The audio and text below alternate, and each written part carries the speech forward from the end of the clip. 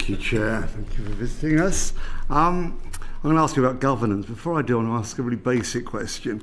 Where are we on a definition of VAWG? I know there's one in the strategy, but where are we in accepting that across the sector, police forces? All the evidence we've heard in the past is there is no agreed definition. That was one of the specific criticisms that has been made, that has been worked on, and I'll hand over to Gisela, who actually did some of the specific work with regard to the fundamental difference was the definition that the government was working to and that used by police forces, which is quite a fundamental fissure. And so I shall hand over to Gisela to explain that. Yeah. Absolutely, and I think there was something in the report from this committee, and it's also a finding from the NAO as well around different definitions of VAWG. So as you've said, we've very clearly set out the government definition in the VAWG strategy, and we've been taking forward work with policing to better align the definition that policing use.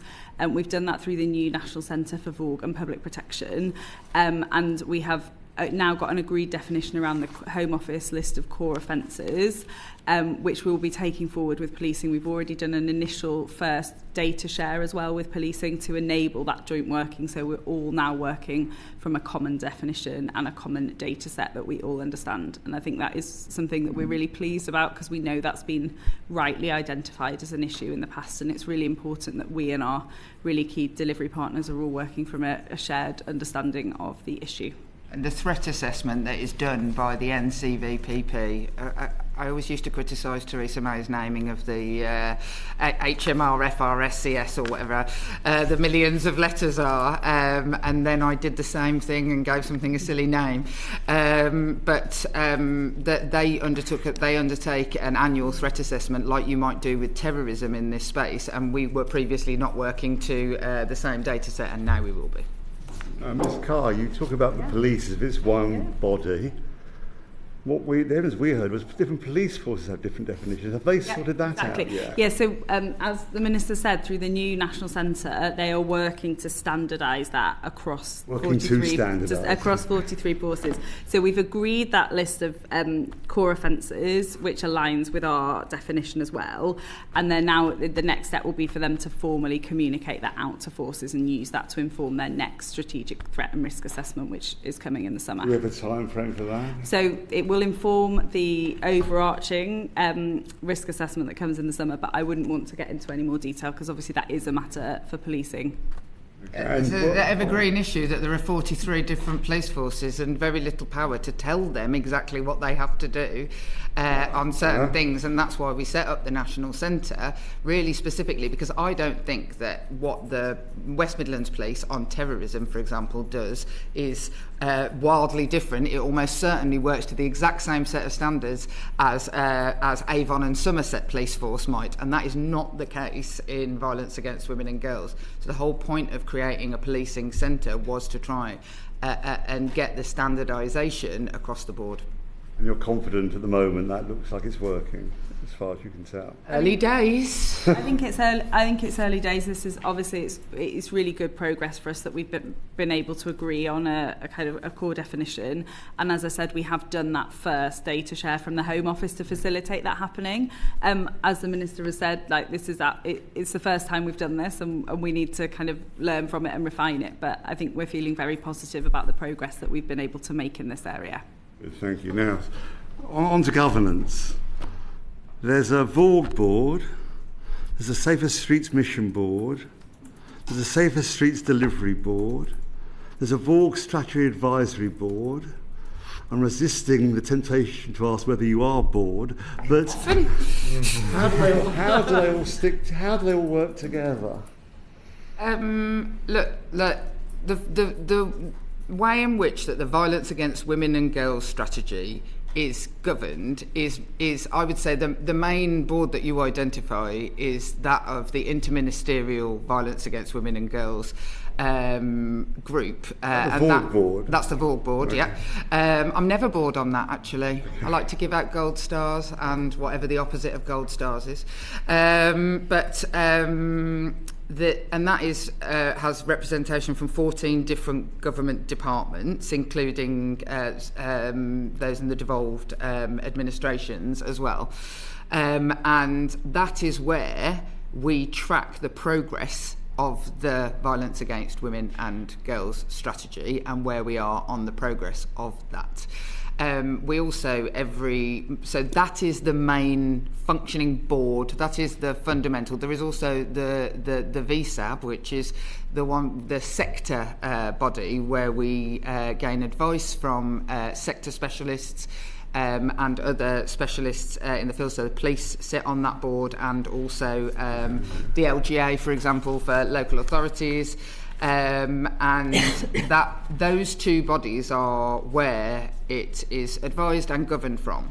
We also feed to number 10, into number 10, monthly progress on the actions. Both us and other government departments have to feed monthly to number 10 on the actions of the violence against women and girls strategy, and they take what can only be described as an eagle-eyed and very, very keen interest in it.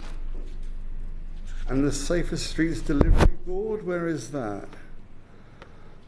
Yeah, go on. So that is the kind of senior officials group that we use to coordinate our work across government. So obviously VAWG is one part of the Safer Streets mission. That is at Director General or Director level representation. That's the mission board, isn't it? No, that's the delivery board. So the delivery board is the officials board for Safer Streets, and that's Director Generals and directors from interested departments. Okay. The mission board is the ministerial equivalent. Sorry, that's right, sorry.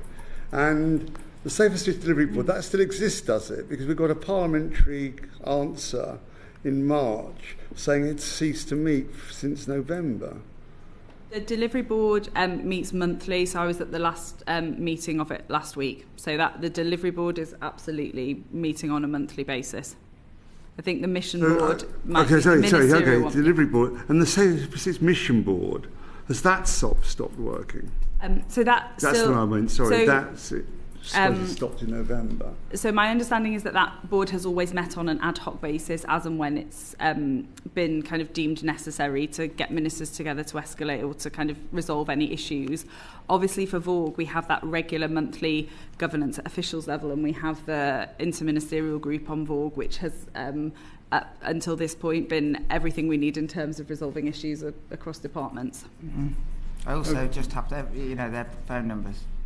Okay, because we were looking at an answer from the Advocate General for Scotland and answering a question in the House of Lords on VAWG strategy, and she said in February of this year that the VAWG board reports directly to the Safer Streets Mission Board, but you're saying that's not what happens.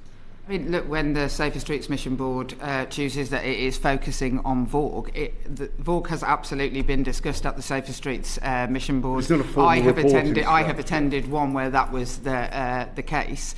But the overarching mission of the Home Office, the Safer Streets mission, VAWG is only one part of it. No, I see that. So, but you're telling me that what the VAWG board always does is it does report to number 10. That's where it's reporting. Mm-hmm. That's its firm reporting line. Mm-hmm. Mm-hmm. We report to number 10. And I mean, the Prime Minister takes a very keen interest in it. He has held a series of cabinet level meetings, of which there is one this week, where he gets the relevant cabinet secretaries from different government departments and talks to them about progress against the strategy. Your reporting into the Home Office is on an ad hoc basis with the Mission Board. Is there any other ways you report into the Home Office? I am the Home Office. I know, you are part of the Home Office. I mean, not the whole of it. No, indeed. Yeah. I'd like to stress that I am not the whole of it. Maybe later. But, I mean, the progress that is undertaken from the Home Office's perspective of what our deliverables are within the violence against women and girls strategy, that is entirely monitored through my ministerial post. It's and all of the ordinary systems where, I mean, I meet with the Home Secretary every single week and discuss it with her. Yeah, good, thank you. Mr. Prinsley wants to come in quickly. Just wanted to come in quickly. So we've been talking about